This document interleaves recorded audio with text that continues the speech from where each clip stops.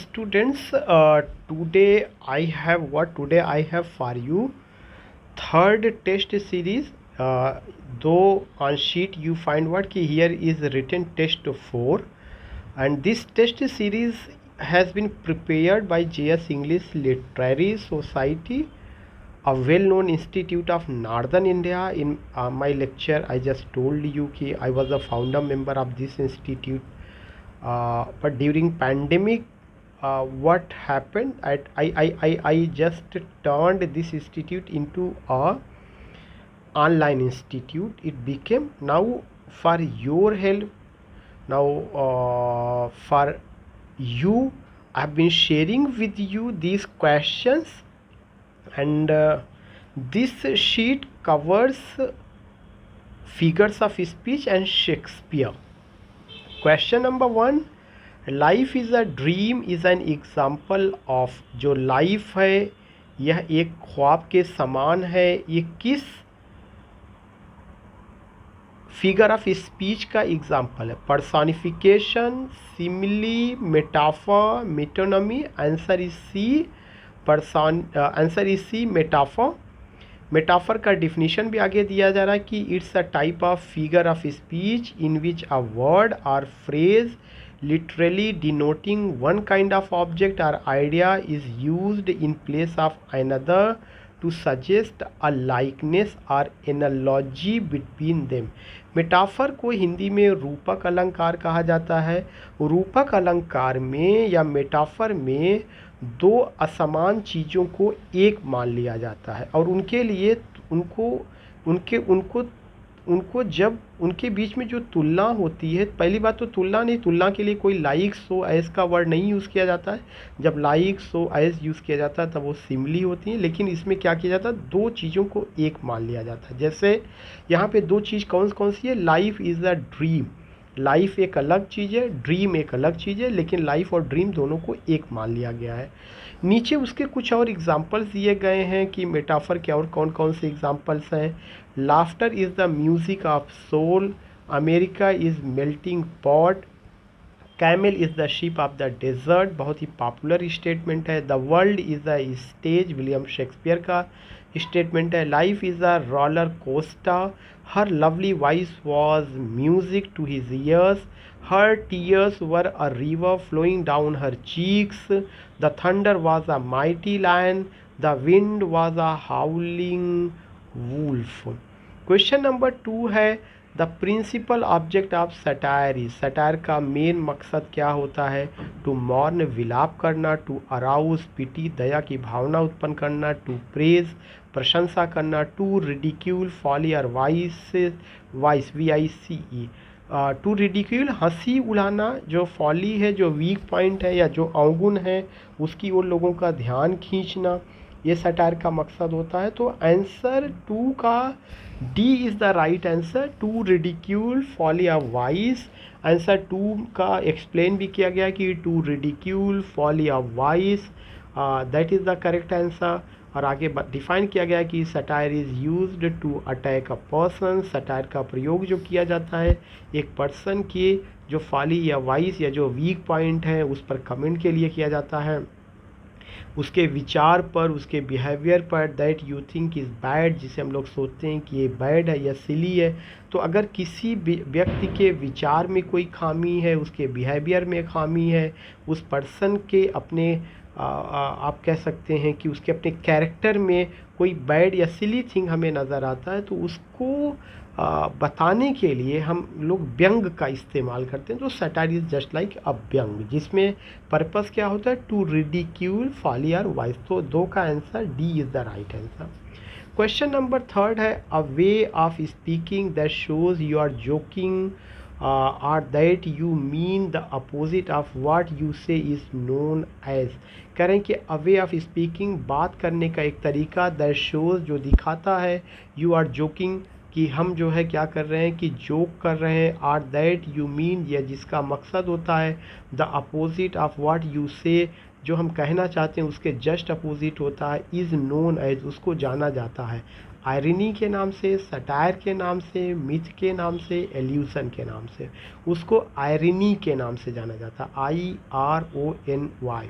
तो जो way of हमारा स्पीकिंग होता है, दैट शोज, जो ये दिखाता है यू आर जोकिंग, कि हम जो है जोक कर रहे हैं, आर दैट यू मीन, या जिसका मकसद होता है द अपोजिट, कोई भी चीज़ का अपोजिट ऑफ व्हाट यू से, जिसे हम कहते हैं इज़ नोन एज, उसको जाना जाता है। किसके नाम से जाना जाता है? आयरनी के नाम से, सटायर के नाम से, मिथ के नाम से, एल्यूशन के नाम से। तो that is known as irony.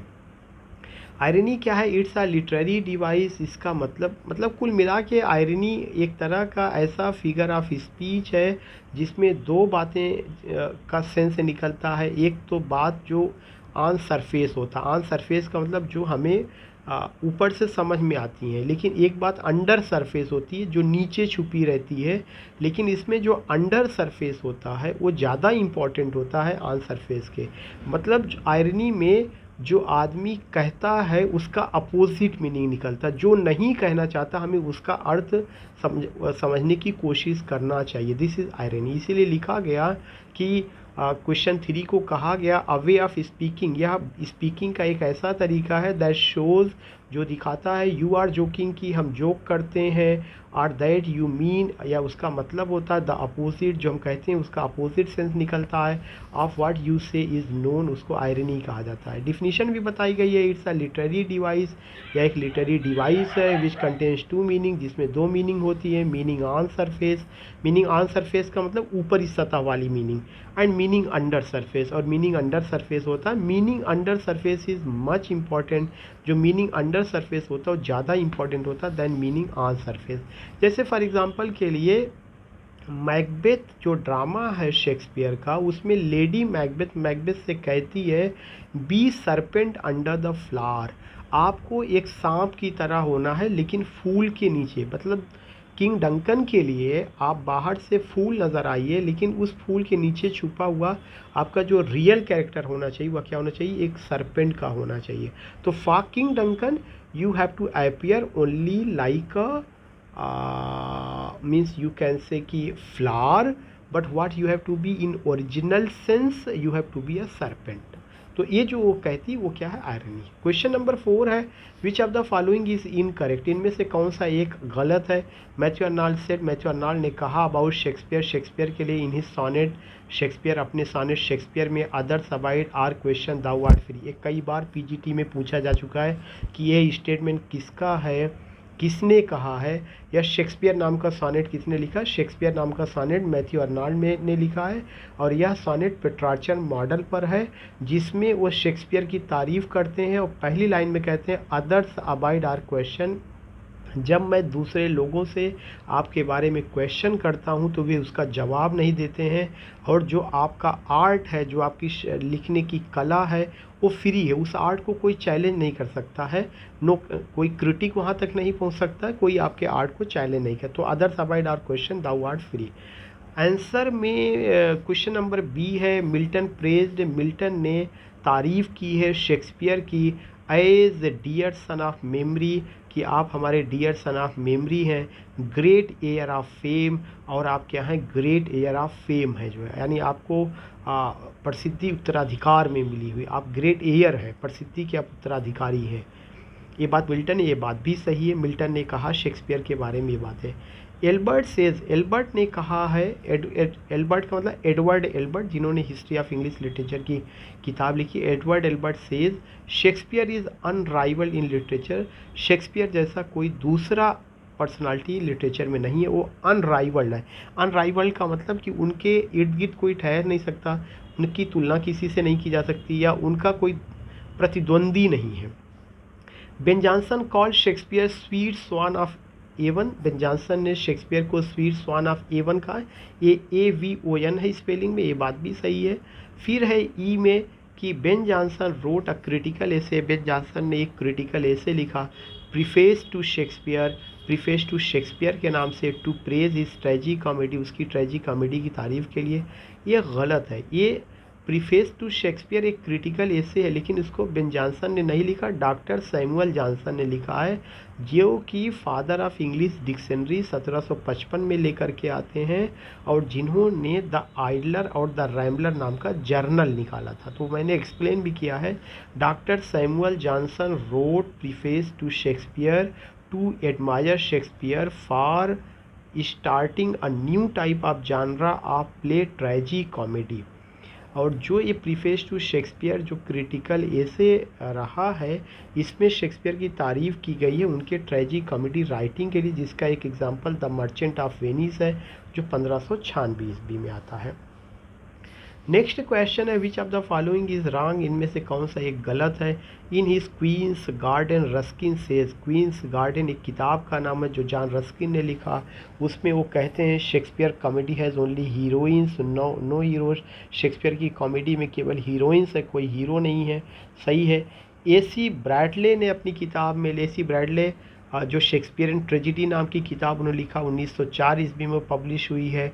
AC Bradley, ये भी क्वेश्चन कई बार पूछा जा चुका है, A C Bradley paid timeless tribute to Shakespeare by his book Shakespearean tragedy, सही है। टेल्स फ्रॉम शेक्सपियर 1807 ईस्वी में आया, रिटन बाई चार्ल्स लैम, इसे चार्ल्स लैम ने लिखा, and his sister Mary Lamb, और उनकी बहन मेरी लैम ने लिखा। कंटेन्स 20 टेल्स, जिसमें 20 टेल्स हैं, 4 tales were written by Lamb, 4 tales Lamb ने लिखा अबाउट द ट्रेजिडीज़, और ये चारों उनकी ट्रेजिडीज़ के बारे में है शेक्सपियर की। एंड रिमेनिंग, और जो बची हुई कहानियाँ हैं उसको मेरी लैम ने लिखा, जो उनकी कॉमेडीज़ के बारे में, ये भी पूछा जा चुका है। तो टेल्स फ्रॉम शेक्सपियर एक वर्क है जिसमें शेक्सपियर का जितना भी ड्रामा है मोस्ट प्रोबेबली उसकी स्टोरीज़ को लेकर के लिखा गया 1807 ईस्वी में, किसके द्वारा, चार्ल्स लैम और उनकी बहन मेरी लैम के द्वारा। चार्ल्स लैम ने 4 कहानियाँ लिखी जो शेक्सपियर की ट्रेजिडीज़ को कवर करता, जो बची हुई हैं उनकी कॉमेडी को कवर करता, जो उनकी बहन मेरी लैम ने लिखा।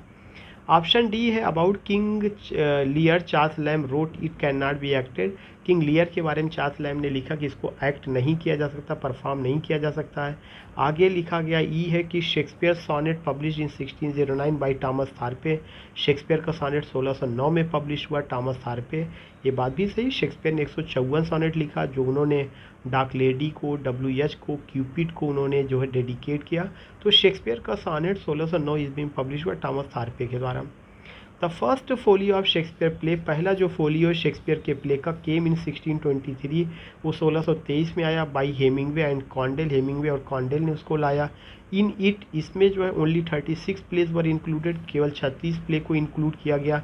वन प्ले, एक प्ले पेरिक्लिस वर ओमिटेड, एक प्ले पेरिक्लिस को ओमिट किया गया है। बट इन सेकेंड फोलियो, लेकिन जब दूसरा फोलियो आया 1632 में, इट वाज इंक्लूडेड, इसको इंक्लूड किया गया। तो यस, ये सही है कि जो शेक्सपियर का कलेक्शन ऑफ द प्ले है जिसको हम फोलियो कहते हैं, वो पहली बार द फर्स्ट फोलियो के नाम से आया 1623 में, जिसको 2 आप कह सकते हैं एक्टर हेमिंगवे और कॉन्डेल ने उसको कंट्रीब्यूट करके पब्लिश कराया था। और पहले जो है फोलियो में, या पहला जो उसका कलेक्शन ऑफ द शेक्सपियर का जो प्लेस का कलेक्शन आया, उसमें पेरिक्लिस नाम के प्ले को ओमिट किया गया, एक्सक्लूड किया, ओमिट माने एक्सक्लूड करना। सेकेंड फोलियो में उसको इंक्लूड किया गया था। ये पूरा सही है। तो जी में क्या है, the best work of Shakespeare was done after 1603, Shakespeare के जो महत्वपूर्ण वर्क किए गए वो 1603 के बाद आए हुए, बिल्कुल सही है। एच है, Christopher Marlowe paved the way for Shakespeare, Christopher Marlowe ने शेक्सपियर के लिए रास्ता तैयार किया। ये क्वेश्चन कई बार ग्रामर के भी शक्ल में आई है, जब कोई इंसान किसी इंसान के लिए रास्ता तैयार करता है उसके लिए वर्ड पेव आता, PAVE, यहाँ पे मेड नहीं आएगा, कंस्ट्रक्टेड नहीं आएगा। तो शेक्सपियर का रास्ता किसने तैयार किया, क्रिस्टोफर मार्लो ने, जिन्होंने पहला हिस्टोरिकल प्ले एडवर्ड सेकेंड नाम का लिखा। इसके अलावा उनके और प्ले हैं, जीव ऑफ माल्टा है, डॉक्टर फास्टस है, टैम्बरलेन है, these things we come to know. जो जी वाला लिखा गया कि शेक्सपियर के जो बेहतरीन प्ले 1603 के बाद आए, बात सही है। उनकी जो ट्रेजिडीज़ है वो सब 1602 से ही शुरू होता है। T.S. Eliot called Hamlet artistic failure, सही है। T.S. एलियट ने हैमलेट को आर्टिस्टिक फेल्योर नाम दिया, सही है। The source of Hamlet is Thomas kids, जो हैमलेट का सोर्स है, मतलब हैमलेट का जो कहानी है उसका जो आधार है टॉमस किड का प्ले स्पेनिश ट्रेजिडी है। And as you like it का जो सोर्स है टॉमस लाज का रोजालिंड, बड़ा पॉपुलर ये क्वेश्चन है या पॉइंट है, ये चीज़ें रही है।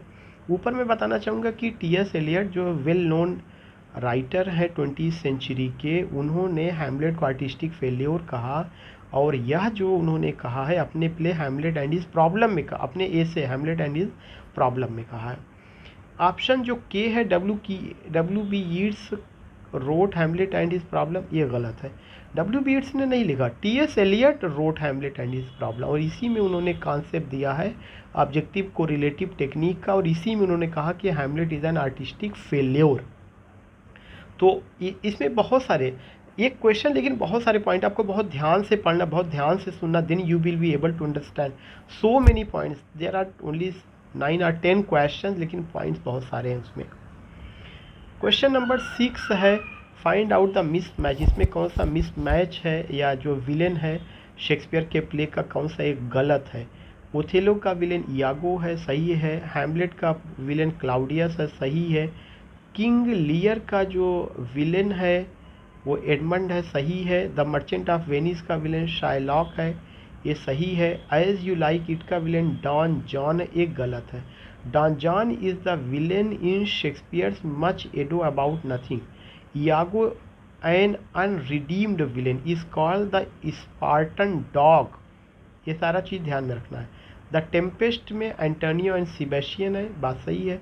तो अगर हम कैरेक्टर को देखें, इसमें जो दिखाया गया कि ओथेलो का विलेन इयागो है, सही है। हैमलेट का विलेन क्लाउडियस है, सही है। किंग लियर का विलेन एडमंड है, सही है। द मर्चेंट ऑफ वेनिस का विलेन शाइलॉक है, सही है। एज यू लाइक इट का डॉन जॉन नाउ करके, डॉन जॉन किसका है, मच एडो अबाउट नथिंग का है। द टेम्पेस्ट के कैरेक्टर एंटोनियो और सेबेस्टियन है, सही है।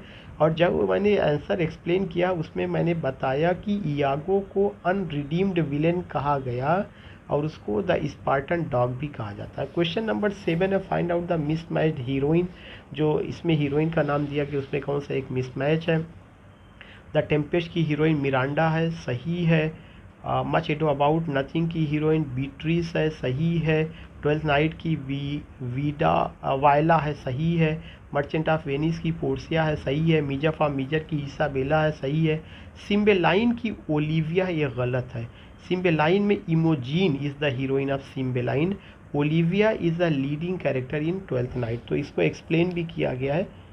मैं फिर से बता दूं कि द टेम्पेस्ट की Miranda, much Ado About nothing की बीट्रिस, ट्वेल्थ नाइट की वायला, मर्चेंट ऑफ वेनिस की पोर्सिया, मीज ऑफ मीजर की इसाबेला, सिम्बेलाइन की ओलिविया, ये गलत है। यहाँ पे जो होना चाहिए था ओलिविया किसकी है, ट्वेल्थ नाइट की है। क्वेश्चन नंबर 8 है find out the wrong fact in given sentence. Shakespeare in his King Henry fifth introduces chorus. Shakespeare अपने प्ले हेनरी फिफ्थ में कोरस को इंट्रोड्यूस करते हैं, ये बात सही है। In his King Richard third Shakespeare introduces the ghost for the first time, ये बात भी सही है। Only 3 of his plays love's labour's lost, midsummer night's, dream, the tempest were written originally for private program, सही है। Samuel Pepys comments Romeo and Juliet the most worst that I ever saw in my life, सही है। The Winter's Tale, Cymbeline, Pericles and the Tempest are an example of romances, सही है। Rape of Lucrece is Shakespeare first year of invention, ये गलत है।